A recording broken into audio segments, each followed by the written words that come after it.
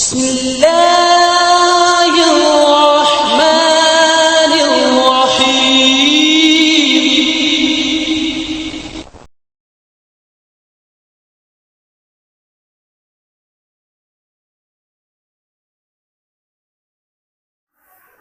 السلام علیکم ورحمۃ اللہ وبرکاتہ۔ سلسلے درس حدیث میں آپ سب کا استقبال ہے۔ ہم لوگ سن رہے ہیں نماز سیریز۔ الحمدللہ اب تک کئی سارے موضوعات پر نماز سے متعلق گفتگو ہو چکی ہے۔ آخری درس میں ہم لوگوں نے وضو سے متعلق باتیں سنی تھی۔ ابھی وضو میں کچھ باتیں باقی رہ گئی تھی جو وضو سے متعلق ہے۔ آج کے درس کا اصل جو ہمارا موضوع ہے نواقض وضو اور تیمم کا بیان۔ تو جو چیزیں وضو سے متعلق باقی رہ گئی تھی میں انشاءاللہ وہیں سے شروع کرتا ہوں۔ وضو کے بے شمار فوائد ہیں اور ایک وضو سے ہم کئی نمازیں ادا کر سکتے ہیں۔ بعض لوگ کہتے ہیں کہ ایک وضو سے صرف ایک ہی نمازیں ادا کی جا سکتی ہیں۔ نہیں، آپ کی طہارت اگر باقی ہے، ہوا وغیرہ خارج نہیں ہوئے ہیں، پیشاب پیخانے کی ضرورت نہیں پڑی ہے، اگر آپ کا وضو باقی ہے تو آپ ایک ہی وضو سے ظہر و عصر، مغرب اور عشاء تک کی بھی نمازیں ادا کر سکتے ہیں اگر آپ کو اپنے وضو پر یقین ہے تو۔ اس سلسلے میں ایک روایت ہے جس کے راوی بریدہ اسلمی رضی اللہ عنہ ہے۔ کہتے ہیں کہ فتح مکہ کے دن رسول اللہ صلی اللہ علیہ وسلم کئی نمازیں ایک وضو سے پڑھی اور موزوں پر مسح بھی کیا۔ سیدنا عمر رضی اللہ عنہ نے عرض کیا اللہ کے رسول، آج آپ نے وہ کام کیا جو آپ آج سے پہلے کبھی نہیں کیے تھے۔ تو آپ نے فرمایا، اے عمر، میں نے ایسا جان بوجھ کر کیا تاکہ لوگوں کو ایک وضو سے کئی نمازیں پڑھنے کا جواز معلوم ہو جائے۔ بہت پیاری بات ہے۔ اللہ کے نبی صلی اللہ علیہ وسلم کی پوری زندگی کائنات کے لیے نمونہ تھی۔ اس لیے اللہ کے نبی صلی اللہ علیہ وسلم ایک ایک چیز چن کر کے اپنے صحابہ کے سامنے ظاہر کرتے تاکہ اس کے ذریعہ سے میرے امتیوں کو دینی مسائل میں اضافہ ہوتا رہے۔ یہ روایت جس کو میں نے آپ کے سامنے پیش کی ہے صحیح مسلم کتاب الطہارہ حدیث نمبر 277 میں ہے۔ اس کے بعد میں معلوم ہوا کہ وضو قائم ہونے کی صورت میں ہر نماز کے لیے وضو فرض نہیں بلکہ افضل ہے کہ آپ ہر نماز کے لیے وضو کر لیں، لیکن ایک وضو سے آپ کئی نمازیں پڑھ سکتے ہیں اگر آپ کا وضو یقینی طور پر باقی ہے تو۔ اس کے بعد میں دودھ پینے سے کلی کرنا چاہیے۔ اگر آپ باوضو ہیں اور وضو کرنے کے بعد ابھی نماز کے لیے ٹائم ہے اور آپ کے سامنے دودھ یا چائے وغیرہ پیش کر دی گئی تو کیا آپ ایسے ہی دودھ پی کر یا چائے پی کر چلے جائیں گے یا اپنے منہ کو کلی کریں گے؟ یہاں پر دو اہم مسئلے ہیں، بہت ضروری ہے جس کا جاننا۔ اللہ کے نبی صلی اللہ علیہ وسلم نے ایک مرتبہ دودھ پیا، پھر آپ نے کلی کی اور فرمایا کہ اس میں چکنائی ہوتی ہے، دودھ کے اندر بالائی وغیرہ پڑے رہتے ہیں تو دانتوں میں کبھی کبھی پھنس جاتا ہے، زبان کے اوپر چپک جاتا ہے، تلوے میں چپک جاتا ہے۔ اگر ہم اسی حالت میں نماز میں جائیں گے تو وہ حالت نماز میں ہم کو ڈسٹرب کرے گا، ہماری زبان ادھر ادھر چلتی رہے گی، دانتوں پہ چلتی رہے گی، مسوڑوں پر چلتی رہے گی یا پھر جو ہے تلووں پر چلتی رہے گی۔ اس طرح سے اللہ کے رسول صلی اللہ علیہ وسلم نے کہا کہ جب بھی آپ اس طرح کے کام کر لو تو آپ پہلے کیا کرو، کلی کر کے اس کے بعد نماز پڑھنے کے لیے جاؤ، آپ کا وضو اس سے ٹوٹے گا نہیں۔ یہ روایت صحیح بخاری کے اندر حدیث نمبر 211 میں ہے۔ اسی طرح سے آپ نے بکری کا شانہ کھایا، ران وغیرہ، اس کے بعد نماز پڑھی اور دوبارہ وضو نہ کیا، گویا کہ بکری وغیرہ کا گوشت کھانے سے آپ نے فرمایا کہ وضو نہیں ٹوٹتا بلکہ آپ کا وضو باقی رہتا ہے۔ ہاں، آپ کو کلی کر لینی چاہیے۔ آپ نے ستو کھائے پھر کلی کر کے نماز پڑھی اور وضو نہیں کیا۔ ستو سمجھتے ہیں؟ ستو جو اور چنا وغیرہ بھون کر کے اس کا پاؤڈر بنا کر کے اس میں گڑ وغیرہ، نہیں تو آج کے زمانے میں تو شکر وغیرہ کا رواج ہے، اس کو ملا کر کے پانی ڈال کر کے گھول کر کے، نہیں تو نمک ڈال کر کے گھول کر کے اس کو پی لیتے تھے سب آ کے۔ اپنے زمانے میں اکثر تقریباً جو کا ہی ستو بنتا ہے، جس کو آج کے زمانے میں جو ہے اس کو لیٹسٹ نام دے دیا گیا ہے۔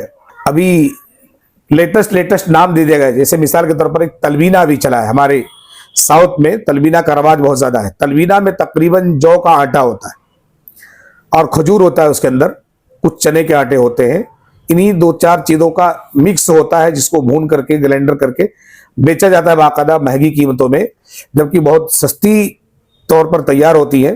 بس اس میں کھجور اور کچھ مغزیات وغیرہ ڈالنے کی وجہ سے اس کو مہنگی بنا دی گئی ہے. نہیں تو آپ کے لیے سب سے بہترین ہے ستو جو کے آٹے کا. جو کا آٹا آپ بھون کر کے اس کو پیس لیجئے, اس کے اندر آپ پانی ڈال کر نمک ڈال کر کے گھول کر کے پی لیجئے, آپ کی غذا کا کام کرے گا. اللہ کے نبی نے کہا کہ اس کو پینے کے بعد بھی آپ کو اپنے وضو کرنے کی ضرورت نہیں ہے. آپ کلی کر لیں گے تو بھی آپ کا وضو باقی رہے گا اور آپ کی نماز ہو جائے گی. اس کے بعد میں موضوع وغیرہ پر مسح کے متعلق کیا احکام ہے, بہت ہی اہم مسئلہ ہے ہماری زندگی کا. اس میں ہم بہت سارے لوگ گڑبڑی کر جاتے ہیں.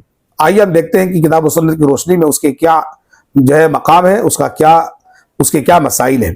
موزہ, اس سلسلے میں مغیرہ رضی اللہ تعالیٰ عنہ کہتے ہیں کہ کنت مع النبی صلی اللہ علیہ وسلم, ہم لوگ اللہ کے نبی صلی اللہ علیہ وسلم کے ساتھ ایک سفر میں تھے. فأهويت لأنزع خفيه فقال دعهما فإني أدخلتهما طاهرتين فمسح عليهما. اللہ کے نبی صلی اللہ علیہ وسلم کہتے کہ ہم لوگ سفر میں تھے اللہ کے نبی کے ساتھ. میں نے وضو کے وقت چاہا کہ آپ کے دونوں موزوں کو اتار دوں, تو آپ نے فرمایا کہ اے مغیرہ آپ میرے موزوں کو چھوڑ دیجئے, میں نے انہیں جب پہنا ہے تو حالت وضو میں پہنا ہے, حالت وضو میں. فمسح علیہما, اللہ کے نبی صلی اللہ علیہ وسلم نے آپ پورا وضو کیا اور اپنے پیروں کے اوپر اسی خفین اسی موزے پر آپ نے مسح کر لیا, اور مسح کر لینے سے آپ کا وضو ہو جائے گا. یہ روایت صحیح بخاری کی ہے, حدیث نمبر 206 میں. اگر آپ دیکھنا چاہتے تو دیکھ سکتے ہیں.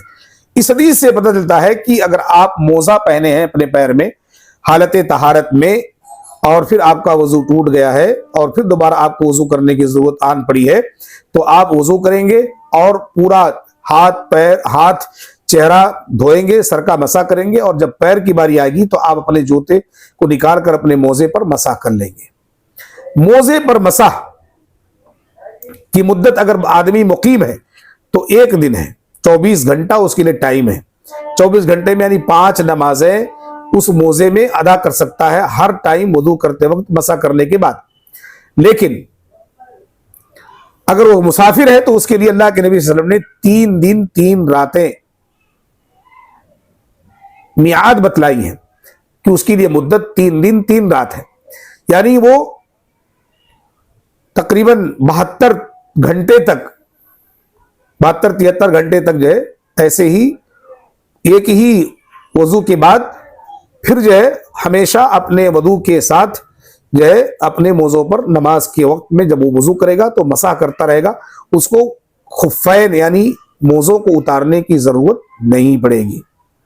اس سلسلے میں اگر آپ کو دیکھنا چاہتے ہیں تو صحیح بخاری حدیث نمبر 206, صحیح مسلم حدیث نمبر 276, اور صحیح جامع ترمذی حدیث نمبر 96, اور سنن جو ہے نسائی حدیث نمبر جو ہے 127 میں آپ اس کی پوری تفصیل جو ہے جان سکتے ہیں. اس سے پتہ چلتا ہے کہ موزوں پر مسح کر کے آپ نماز پڑھ سکتے ہیں. جرابوں پر مسح کرنے کا بیان. موزہ اور جراب میں تھوڑا سا فرق ہے. موزہ کپڑوں کا ہوتا ہے اور جراب یہ چمڑوں کے تقریباً چمڑے اور اون کے ہوتے ہیں. حضرت ثوبان رضی اللہ تعالیٰ بیان کرتے ہیں کہ امرہم ان یمسحوا علی الاصاعب والتساخین, کہ رسول صلی اللہ علیہ وسلم نے وضو کرتے وقت صحابہ کو پگڑیوں اور جرابوں پر مسح کرنے کا حکم دیا. پگڑی اللہ کے رسول زمانے میں بڑی بڑی کپڑے بن لیتے تھے, اور آج بھی تقریباً بہت سارے لوگ پگڑی بننے کے شوقین ہیں جو اللہ کے نبی صلی اللہ علیہ وسلم کی ایک سنت کو ادا کر رہے ہیں. جو لوگ پگڑی نہیں بنتے ہیں وہ رومال وغیرہ ڈال لیتے ہیں. عرب وغیرہ میں دیکھیں گے آپ لال پیلے رومال ڈالے رہتے ہیں, کالے رومال ڈالے رہتے ہیں, اور سفید رومال ڈالے رہتے ہیں. ہندوستان کے اندر بہت ساری جو ہے الحمدللہ تنظیم کے لوگ ہیں, وہ اپنے اپنے سروں پر پگڑیاں باندھ کر کے رکھتے ہیں. افغانستان اور پاکستان میں چلے جاؤ, بڑے بڑے پگڑی ان کے سروں پر رہتی ہیں, افغانیوں کے اور پاکستانی پٹھانوں کے. تو اس طرح سے جو ہے پگڑی پر مسح کرنے کا بھی اللہ کے نبی نے حکم دیا کہ جس طرح سے ہم سر کا مسح کرتے ہیں اسی طرح سے اپنے سر سے پگڑی اتارے بغیر آپ اپنے پگڑی کے اوپر مسح کر سکتے ہیں, جس طرح سے آپ اپنے سر کا مسح کرتے ہیں. اور اپنے جرابوں پر, اپنے جو ہے چمڑوں کے جوتوں کے اوپر بھی مسح کر سکتے ہیں. اس کے لیے اگر آپ حدیث دیکھنا چاہتے ہیں تو صحیح ابو داؤد حدیث نمبر 146 آپ اٹھائیے, اس میں آپ کو صحیح سند کے ساتھ روایت مل جائے گی. اور اس طرح مستدرک حاکم کے اندر اور حافظ ذہبی نے اسے صحیح کہا ہے, جلد نمبر 1 صفحہ نمبر 169 میں.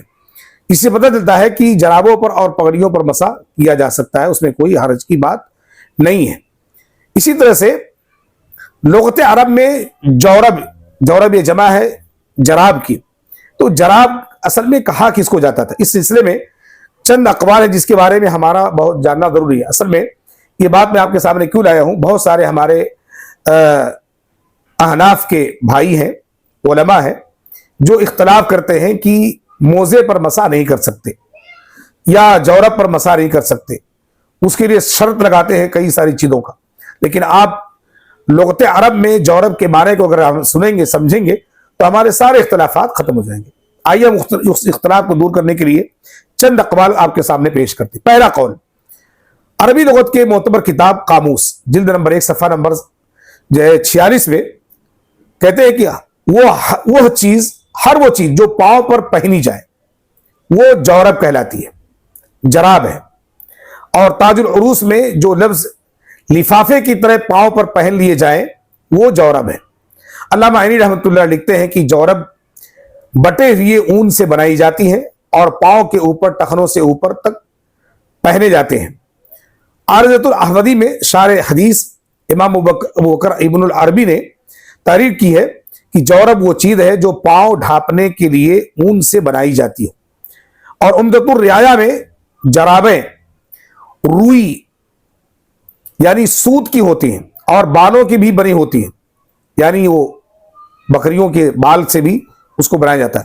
اور غایت المقصود میں جرابیں چمڑے کے، چرمی جورب چمڑے کی ہوتے ہیں، صوف کی اور سوت کی بھی ہوتی ہے، یعنی تینوں قسم کے، چاہے وہ چمڑے کے بنے ہوں یا صوف کے بنے ہوں یا سوت کے بنے ہوئے، کسی بھی قسم سے اگر کوئی پیتابہ جراب ساکس آپ جس کو اپنے پیر میں پہن رہے ہیں، جو نیچے سے آ کر کے اپنے ٹخنے سے ڈھک کر کے ساق پیڑلی کی تک چلے جاتا ہے، اس کو آپ جورب کہیں گے، اور وہ جورب کے اوپر آپ وضو کے طور پر مسا کر سکتے ہیں۔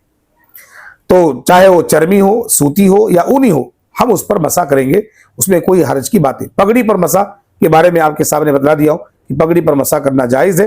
اور اسی طرح سے یہ رہا تھوڑا سا وضو اور جورب پر مسح کرنے سے متعلق باتیں۔ اب اس کے بعد میں ہم ان اعمال کو سنیں گے جو اصل آج کے درس کی بات ہے، اور وہ ہے نواقض وضو، ہماری وضو کیسے کیسے ٹوٹتی ہیں، کن کن چیزوں سے ہماری وضو ٹوٹ جاتی ہے۔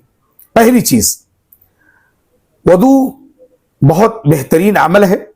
اللہ کے نبی صلی اللہ علیہ وسلم نے فرمایا، ابن عمر رضی اللہ عنہ فرماتے ہیں کہ لا تقبل صلاۃ بغیر طہور، کہ بغیر پاکی کے نماز قبول نہیں ہوتی۔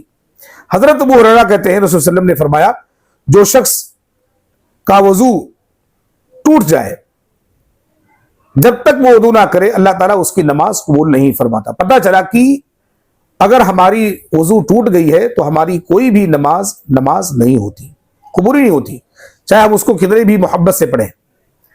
تو ہم وضو ٹوٹنے کے لیے جاننا پڑے گا کہ کون کون سی چیزیں ہیں جو ہمارے وضو کو توڑ دیتی ہیں۔ سب سے پہلی چیز، مزی خارج ہونے سے وضو ٹوٹ جاتی ہے۔ مزی کیا ہے؟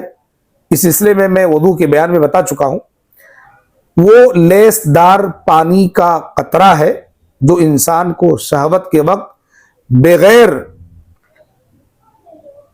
جوش کے نکل پڑتی ہے، جس کا انسان کو کبھی کبھی اندازہ بھی نہیں ہوتا ہے۔ تو وہ چیز کو ہم مزی کہتے ہیں عربی میں، اور اس کے نکلنے سے آپ کا وضو ٹوٹ جاتا ہے، غسل ٹوٹتا نہیں ہے، باقی رہتا ہے۔ تو مزی کے ٹوٹنے پر آپ کا وضو ٹوٹ جائے گا، مزی کے نکلنے پر آپ کا وضو ٹوٹ جائے گا، اور ٹوٹنے کے بعد آپ کو دوبارہ وضو کرنی پڑے گی۔ اسی طرح سے دوسری چیز، شرمگاہ کو ہاتھ لگانے سے بھی وضو ٹوٹ جاتا ہے، چاہے وہ بڑا ہو یا چھوٹا ہو۔ اگر وضو کیا ہے، بچہ ہو یا بچی ہو، اگر بغیر پردے کے شرمگاہ کے اس کے ہاتھ کو ٹچ کر دیا تو شرمگاہ کو ہاتھ لگنے کی وجہ سے اللہ رب العالمین اس کے وضو کو توڑ دیتا ہے۔ اللہ کے نبی صلی اللہ علیہ وسلم کی حدیث ہے، جو شخص شرمگاہ کو ہاتھ لگائے پس وہ وضو کرے۔ تو گویا کہ شرمگاہ پر ہاتھ لگانے سے وضو ٹوٹ جاتا ہے، اس لیے اللہ کے نبی صلی اللہ علیہ وسلم نے اس کو وضو کرنے کا حکم دیا ہے۔ یہ روایت ابو داؤد کی ہے، حدیث نمبر 181۔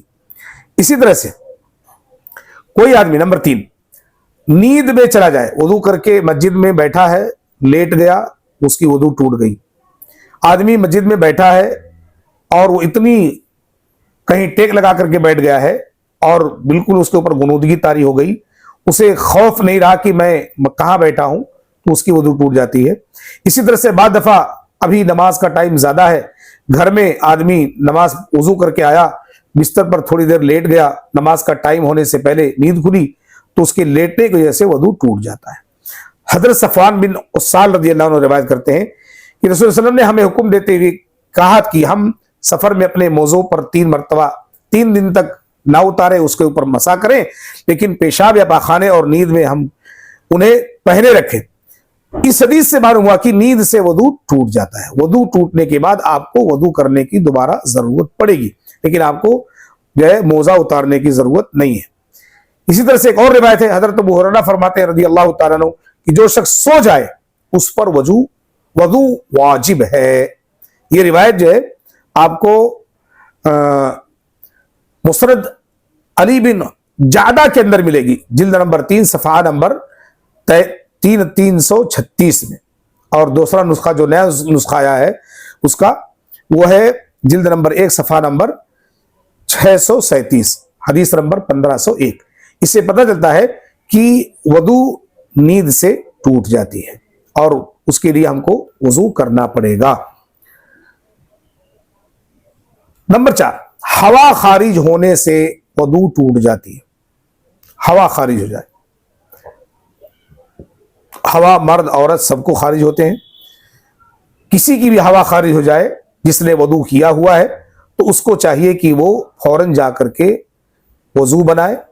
ایک اور اہم مسئلہ ہے، اگر وضو کرنے والا مسجد میں گیا ہے اور مسجد میں ہوا خارج ہو جائے تو کیا کرے؟ وہاں بھی اس کے لیے یہی مسئلہ ہے کہ وہ بھی اٹھے اپنی جگہ سے اور جا کر کے وضو کرے اور جا کر پھر دوبارہ نماز ادا کرے، یا دوران نماز اگر اس کی ہوا خارج ہو جائے تو کیا کرے۔ اس سلسلے میں نبی کریم صلی اللہ علیہ وسلم کی ایک روایت ہے، رسول صلی اللہ علیہ وسلم کے سامنے ایک ایسے شخص کی حالت بیان کی گئی جس سے خیال آیا کہ نماز میں اس کی ہوا خارج ہو گئی ہے، تو نبی کریم صلی اللہ علیہ وسلم نے فرمایا کہ نماز اس وقت تک نہ توڑے جب تک کہ ہوا نکلنے کی آواز نہ سن لے یا اس کی بدبو کو محسوس نہ کر لے۔ اگر اپنے اس بدبو کو محسوس کر لیتا ہے تو اس کو فوراً جہاں پر وہ ہوا کے خارج ہونے کے احساسات کرتا ہے وہیں سے فوراً اس کو نکل کر کے سب سے پیچھے چلے جانا چاہیے اور دوبارہ وضو کر کے آ کر کے نماز میں شامل ہو کر کے اپنی نماز کو کمپلیٹ کر لینی چاہیے۔ یہ روایت جس کو میں نے آپ کے سامنے پیش کی ہے یہ صحیح بخاری کتاب الوضو حدیث نمبر 137 میں امام بخاری رحمۃ اللہ علیہ لائیں۔ اس حدیث سے معلوم ہوا کہ جب تک ہوا خارج ہونے کا مکمل یقین نہ ہو جائے وضو نہیں ٹوٹتا، لہذا جسے وہم کی بیماری ہو اسے بھی جان لینا چاہیے کہ اس کو پہلے اپنے وہم کو یقین میں بدلنا ہوگا۔ وضو ایک حقیقت ہے، یقین جب ہو جائے کہ اس کا وضو ٹوٹ گیا ہے تو ہو جائے، اگر وہ شک و شبہ میں مبتلا ہے تو وہ وہم ہے، اس کو وہاں سے باہر نکلنے کی ضرورت نہیں۔ یاد رہے کہ ہوا نکلنے سے وضو ٹوٹ جاتا ہے، چاہے تھوڑی نکلے یا زیادہ، آواز سے نکلے یا بے آواز کے، کبھی کبھی بے آواز بھی نکلتی ہے اور کبھی کبھی آواز کے ساتھ۔ تقریباً لوگ بہت اہتمام کرتے ہیں اس چیز کا، اپنی ہوا کے آواز کو لوگوں میں معلوم نہیں ہونے دیتے، اور بعض لوگ ہیں وہ دھڑام دے چھوڑ دیتے، آواز آ جاتی تو بعض لوگوں کی آواز کے ساتھ آتی، بعض لوگ بغیر آواز کے نکالتے ہیں، لیکن جو ہے ان کی اگر چاہے آواز کے ساتھ ہو یا غیر آواز کے ساتھ ہو، اگر ہوا خارج ہو گئی ہے تو وضو کمپلسری ٹوٹ جائے گی، ہم کو جا کر کے وضو کرنا پڑے گا۔ لہذا درجے 12 حدیث کا تعلق صرف اس مریض سے ہے جسے وہم اور شک کی بیماری ہے، یعنی شک کی بیماری میں اس کو اپنے آپ کو یقین میں لانا پڑے گا۔ بیچارے کی ہوا نہیں نکلی مگر یہ سمجھتا ہے کہ شاید نکل گئی ہے، بیماری پر صحت مند کو قیاس کرنا صحیح نہیں ہوگا، بلکہ اس کی اگر بیماری ہے تو اس کو یقین پر بدلنا پڑے گا اور جا کر کے اسے دوبارہ وضو کرنی پڑے گی۔ اس کے بعد میں ایک اور اہم مسئلہ ہے، نمبر 5، قے اور نکسیر کہتے ہیں ناک سے کبھی کبھی خون نکل جاتا ہے غیر ارادی طور پر، غیر ارادی طور پر नाक से खून बहना शुरू करता है, यहाँ क्या क्या बोलते हैं उसको, नोज ब्लीडिंग बोलते हैं। ये सर के गर्मी की वजह से होता है, या कभी कभी कच्चे आम ज्यादा खाने की वजह से भी ये नोज ब्लीडिंग होता है। इसको हम लोग उर्दू में जो है नक्सीर कहते हैं, और ये एक बीमारी भी है। तो क्या नक्सीर से और कै होने से वजू टूट जाता है? तो नक्सीर और कै से वजू नहीं टूटता, जो है वजू नहीं टूटता है। बुलूगुल मराम के अंदर एक हदीस है, हदीस नंबर 1221 में इमाम अहमद और दीगर मुहद्दिसीन ने वो रिवायत को ज़ईफ कहा है, बल्कि इस सिलसिले में तमाम रिवायतें जो नक्सीर और कै के सिलसिले में आती हैं वो तकरीबन ज़ईफ है। और बरात असलिया में अमल करते हुए कहा जाता है कि खून निकलने से वदू फासिद नहीं होता। उसकी तायीद इस वाक़े से भी होती है जो ग़ज़वे ज़ातुर रिक़ा के अंदर पेश आया। एक अंसारी सहाबी थे, वो नमाज पढ़ रहे थे, किसी दुश्मन ने आपके ऊपर वार कर दिया, और एक ही नहीं कई एक वार किए, तकरीबन 3 तीरें आपको लगी और आप हालत नमाज में थे। आपने पूरी नमाज मुकम्मल की, उसके बाद आपके तीर को निकाला गया, लेकिन आपने हालत नमाज में तीर लगने की वजह से आपने नमाज को नहीं छोड़ा। जिससे पता चलता है कि अगर किसी को हालत नमाज में जख्म लग जाए, खून निकलने लगे, तो उसकी नमाज कंप्लीट कर लेनी चाहिए, और उसकी नमाज खून निकलने की वजह से वजू नहीं टूटता। और इसी तरह से रसूल सल्लल्लाहु अलैहि वसल्लम को इस वाक़े का इल्म हुआ आपको, आपने उन्हें नमाज लौटाने या नमाज को दोहराने का हुक्म नहीं दिया, बल्कि आपने जो है आप तक खबर पहुंचने के बाद आपने उसका यकीन किया कि जख्मी की नमाज हो जाती है। जिस तरह से हजरत उमर रज़ी अल्लाह तआला को भी एक मरतबा हालत नमाज में तीर लगी और आपने खून की ही हालत में नमाज अदा की। तो खून निकलने से नमाज नहीं टूटता, वजू नहीं टूटता, बल्कि वजू बाकी रहता है। मालूम हुआ कि एक ऐसी जगह है जहां से अगर खून निकल जाए तो फौरन वजू और नमाज दोनों टूट जाता है, और वो है हैज़ का खून। मिसाल के तौर पर कोई खातून नमाज पढ़ रही है और अचानक उनको हालत रुकू में या सजदे में या क़याम में या कुऊद में या जलसे में खून निकल गया, उनके खून निकलने के गर्म पन को एहसास किया, तो उन्होंने फौरन नमाज तोड़ देनी है। उनका वजू भी टूट जाएगा और उनकी नमाज भी टूट जाएगी। वो नमाज को फिर दोबारा दोहराने की उन्हें ज़रूरत नहीं है। तो रसूल सल्लल्लाहु अलैहि वसल्लम ने फरमाया अगर नमाज में वजू टूट जाए तो नाक पर हाथ रख करके बाहर की तरफ लौटो और वजू करो और फिर नमाज आकर के पढ़ो। ये बहुत अहम पॉइंट और मसले की बात है, इसलिए हम तमाम लोगों को इसलिए इस ताल्लुक से जानना बहुत जरूरी है। बाद लोग गलती करते हैं कि हालत नमाज में खड़े हैं, चाहे वो इमाम हो या मुक्तदी हो, अगर उनकी नमाज के दौरान वजू टूट गई है किसी भी वजह से जो नवाक़िद वजू में से है, तो क्या करना है, अपने नाक पर हाथ रखना, जिससे जब आप पलटेंगे पीछे अपने नाक पर हाथ रख के, तो पीछे वालों को मालूम हो जाएगा कि इनको किसी हाजत की जरूरत दरपेश हुई है, या इनकी वजू टूट गई है, और या इनको कुछ परेशानी आ गई है, इनको पेशाब या पाखाने के लिए बाहर जाना है, इसलिए ये इजाजत तलब कर रहे हैं। वो फौरन हाथ पर रखेंगे, नाक पर हाथ रखेंगे और पलटेंगे और पीछे जो है चले जाएंगे। अब यहां पर एक मसला है कि क्या सफ चीरते हुए जाएंगे? हाँ, सफ चीरते हुए चले जाएंगे। अगर इमाम साहब के साथ ये मसला आ गया है तो इमाम साहब अपने पीछे जो मुत्तबईन है, मुसल्ली है, उनमें से अपने जस्ट पीछे वाले को किसी को आगे बढ़ाएंगे नमाज कंप्लीट करने के लिए, अपना जो है सब चीरते हुए लोगों के दरमियान से पीछे चले जाएंगे और वो जा करके जो है वजू करेंगे और फिर बाकी नमाज आकर के इमाम के साथ मिल करके अपनी नमाज को कंप्लीट कर लेंगे। ये बहुत अहम मसले हैं हमारे जिंदगी से मुताल्लिक। इसी तरह से तयम्मुम का तरीका, तयम्मुम नमाज के अदा करने से पहले एक बहुत अहम हुक्म है, और ये कायम मुकाम है वजू के। अगर पानी नहीं मिलता है तो तयम्मुम उसके कायम मकाम है, उसकी जगह पर हमको क्या करना है, तयम्मुम करना है। पानी ना मिलने की सूरत में अगर पानी है आपके पास तो उसके लिए 2 वजह बहुत अहम है। अगर 2 वजहों से आप घिरे हुए हैं तो उन वजहों में आप तयम्मुम कर सकते हैं पानी होने के बावजूद। एक वजह, आदमी के जिस्म में जख्म लगा हुआ है जो आदाए वजू है, अगर उस वजू के जगह को पानी से धोता है, मुमकिन है कि वो इंतकाल कर जाए या उसको किसी बीमारी जो मुज़िर बीमारी हो उसके लगने का डर है, तो वो आदमी आज़ाए वजू को तयम्मुम कर लेगा। और तयम्मुम करने के लिए सिर्फ 2 जगह होनी ज़रूरी है, एक आपकी हथेली का इतना हिस्सा और दूसरा आपका चेहरा। तयम्मुम में ना तो सर का मसा है, ना तो पूरे हाथों का धोना है, ना तो पूरे पैरों का धोना है। पैर पर तो कोई टच ही नहीं करना है। तयम्मुम के बारे में हम जानने की कोशिश करते हैं कि तयम्मुम असल में कहा किया जाता है। पानी ना मिलने की सूरत में मुसाफिर इसको तकरीबन सफर की हालत में ऐसे मामलात पेश आते हैं, लेकिन कभी कभार ऐसा भी होता है कि घर में भी पानी खत्म हो जाता है, हम पानी नहीं पाते। मस्जिद में गए, वहां भी पानी का इंतजाम नहीं होता है, बिल्कुल खुश्क साली का माहौल है, पानी का इंतजाम नहीं हो पा रहा है, किसी के घर में पानी नहीं मिल पा रहा। ऐसी सूरत में हम जो है तयम्मुम करेंगे। तयम्मुम करने के लिए क्या करना चाहिए? उसके लिए सबसे आसान तरीका जो अल्लाह के नबी सल्लल्लाहु अलैहि वसल्लम ने जिक्र किया है, उसका जानना हमारे लिए जरूरी है। और वो तरीका क्या है? हजरत अम्मार बयान करते हैं कि मुझे रसूल सल्लल्लाहु अलैहि वसल्लम ने किसी काम के लिए एक मर्तबा सफर में भेजा। मैं गया, सफर में था और मैं मुहतलिम हो गया या मैं जुनबी हो गया। मियां बीवी दोनों अगर गए होंगे तो जुनबी हो गए होंगे, अगर अकेले गए होंगे तो हो सकता है उन्हें इतलाम हो गया हो। तो वो कहते हैं कि मुझे तयम्मुम का तरीका नहीं मालूम था और मैं एक जगह गया, पूरे जमीन पर जैसे जानवर लौटते हैं, मैं भी अपने आप को उसमें उलट पलट लिया, यानी खाक से पूरा लोट पोट कर लिया। नमाज अदा कर ली।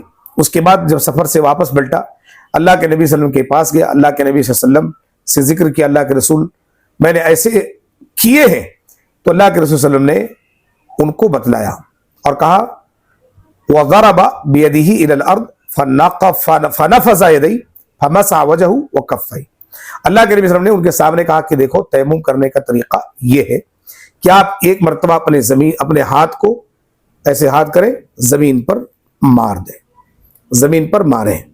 जमीन पर मारने के बाद देखें दोनों हाथ में अगर मिट्टी ज्यादा लगी है तो उसको नफजा झाड़ दे या फूंक मार दे, फूंक मार दे, झड़ जाएगी। और उसके बाद अपने चेहरे पर और अपने हथेली पर ऐसे और ऐसे, पहले सीधे हाथ पर, फिर लेफ्ट, फिर उसके बाद चेहरे पर ऐसे मल ले। आपका तयम्मुम कंप्लीट हो गया। यानी उल्टे हाथ से सीधे हाथ पर और सीधे हाथ से उल्टे हाथ पर, फिर चेहरे पर मल लेंगे, आपका तयम्मुम हो जाएगा। अल्लाह ताला ने कुरान में फरमाया फतयम्ममू सईदन तय्यिबा। आप कहां तयम्मुम करना है? जिस मिट्टी पर आपको तयम्मुम करना है वो मिट्टी पाक होनी चाहिए। बाज लोगों के घरों में मैंने देखा है कि वो एक टोकरी में जाते हैं, खेत से मिट्टी लाकर या रेत वगैरह लाकर के रखे रहते हैं। कभी कभी पानी का इंतजाम घर में नहीं हुआ तो वो तयम्मुम करके और नमाज कंप्लीट करते हैं। अच्छा, एक कमाल की बात है कि यही तयम्मुम का तरीका गुस्ले जनाबत के लिए भी है, इहतलाम के लिए भी है, और निफास वाली औरत के लिए भी है, और हैज वाली औरत के लिए भी है। चारों के लिए एक ही तरीका है। और वो क्या है? वही जो वजू का तरीका तयम्मुम का। एक मर्तबा जमीन पर मारिए हाथ को, अपने मिट्टी हाथ को ज्यादा लगी है तो उसको झाड़ लीजिए, उसके बाद इसको इस हाथ पर, इसको इस हाथ पर, और फिर चेहरे पर। ये आपके सारे जगह काम आएगा, इहतलाम, जनाबत, निफास, हैज, सब में। अगर पानी नहीं मिल रहा है तो, जान का खदशा है तो, बहुत ज्यादा बीमार है तो आप तयम्मुम कर सकते हैं। ये तयम्मुम का तरीका रहा। तयम्मुम जैसे जिस मिट्टी से जायज है, इसी तरह से शोर वाली जमीन की सतह से और रेत से भी जायज है। और वजू की तरह से एक तयम्मुम से कई नमाजें अदा कर सकते हैं। इस तरह से आप एक वजू से कई नमाजें अदा कर सकते हैं, उसी तरह से एक तयम्मुम से कई नमाजें आप भी अदा कर सकते हैं। जिन चीजों से वजू टूटता है उन्हीं चीजों से तयम्मुम भी टूटता है। लेकिन अगर सेहतमंद आदमी है तो एक चीज का इजाफा उसके लिए यह है कि वो पानी देखते ही उसका वजू टूट जाएगा। अगर पानी आ गया तो हमारा वजू टूट जाएगा, हमको फिर से दोबारा वजू करके अपनी नमाज को कंप्लीट करनी पड़ेगी। तो ये रहा वजू के बाकी हिस्से और तयम्मुम का तरीका और नवाक़िदे वजू, नवाक़िदे तयम्मुम। हम अल्लाह ताला से दुआ करते हैं कि जो शरई मसाइल हमारे सामने पेश किए गए हैं, اللہ ہم تمام لوگوں کو انہی طریقوں کو اپنانے کی اور اسی سنت کو اپنی زندگی میں دہرانے کی توفیق عطا فرمائے جو ہمارے لیے اصل ہے۔ اللہ رب العالمین ہم تمام لوگوں کو نیک اور صالح بنائے، پاک تینت ہمیشہ رہنے کی توفیق عطا فرمائے اور ہمیشہ طہارت کے ساتھ رہتے ہوئے حالت طہارت میں، وضو کی حالت میں نماز اور عبادت کرنے کی توفیق عطا فرمائے، آمین۔ وصلی اللہ علی نبی الکریم وبارک وسلم۔